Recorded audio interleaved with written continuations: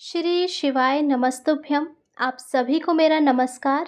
आप सबका स्वागत है श्रावण मास कथा श्रृंखला में। भगवान शिव का प्रिय महीना है सावन और इस पावन मास का हर अध्याय अपने आप में एक ज्ञान का भंडार है। आज हम आपके लिए लाए हैं श्रावण मास के 15वें अध्याय का संपूर्ण सार, जिसमें हम जानेंगे देवऋषि सनत कुमार और स्वयं भगवान शिव के बीच हुए एक अद्भुत संवाद को। यह संवाद हमें बताएगा कुछ ऐसे गहरे रहस्यों को जो हमारे जीवन को बदल सकते हैं। तो आइए बिना देरी किए डुबकी लगाते हैं इस ज्ञान गंगा में। श्रावण मास के 15वें अध्याय की शुरुआत होती है एक बहुत ही महत्वपूर्ण संवाद से।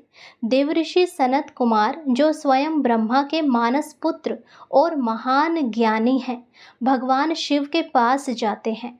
सनत कुमार विनम्रता पूर्वक भगवान शिव से पूछते हैं, हे महादेव, कृपा मुझे श्रावण मास की महिमा और इस महीने में की जाने वाली विशेष पूजा अर्चना के बारे में विस्तार से बताएं। विशेषकर यह बताएं कि इस महीने में कौन से कर्म करने से भक्त अपने अतिशय प्रिय बन जाते हैं और उन्हें मोक्ष की प्राप्ति होती है। भगवान शिव, जो हमेशा अपने भक्तों पर कृपा करने को तैयार रहते हैं, सनत कुमार के प्रश्न से अत्यंत प्रसन्न होते हैं।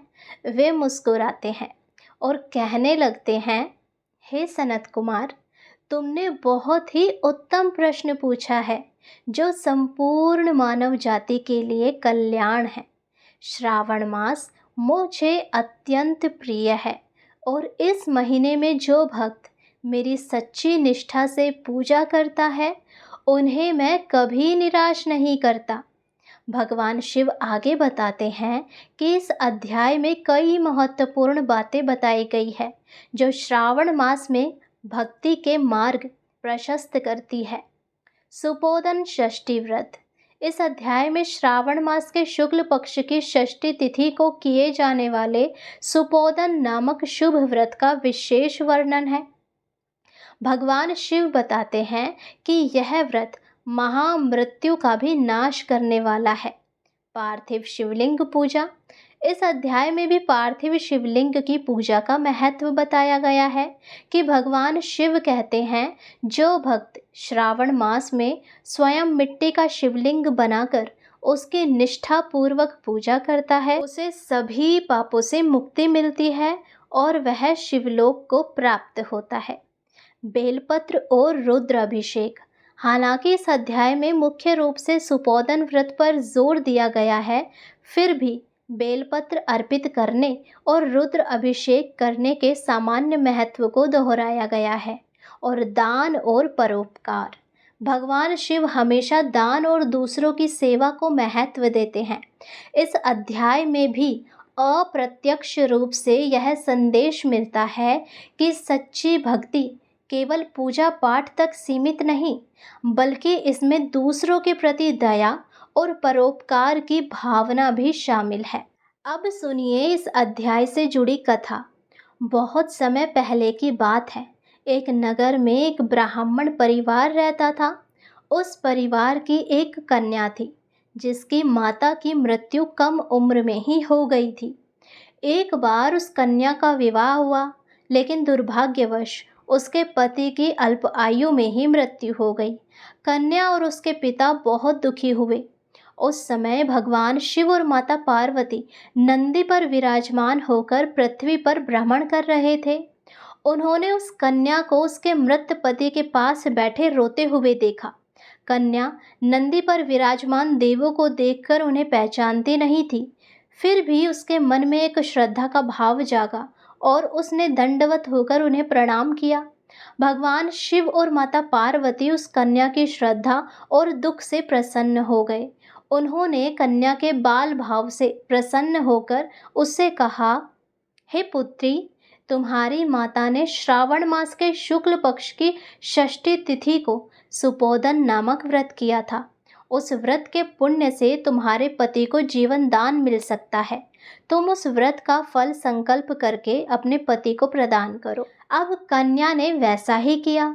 उसने संकल्प किया कि उसकी माता द्वारा किया गया सुपोदन व्रत का पुण्य उसके पति को मिले और वह जीवित हो उठे।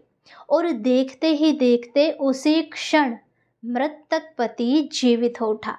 यह देखकर कन्या और उसके पिता की खुशी का कोई ठिकाना नहीं रहा। भगवान शिव और माता पार्वती ने फिर से उन्हें उस व्रत का उपदेश दिया और अंतर्ध्यान हो गए।